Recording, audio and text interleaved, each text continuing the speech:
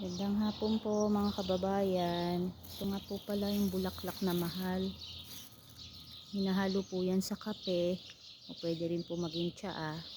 Saffron ang tawag niyan, pero hindi ko alam kung ano po yan sa English. Yan po.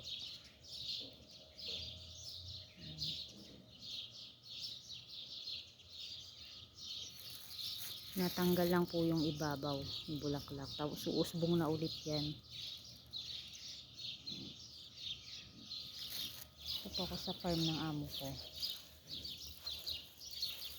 Nanguha po ako ng spinach. Vegetable spinach po nila ito.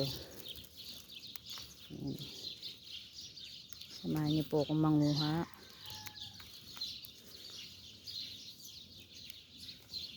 Hugasan lang po yan. Tapos kakainin na po nila ng ganyan yan.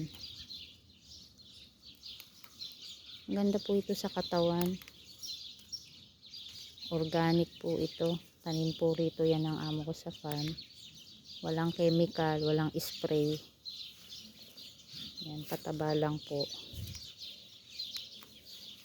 Dumi ng ibon. Yan. Tapos, ayan po.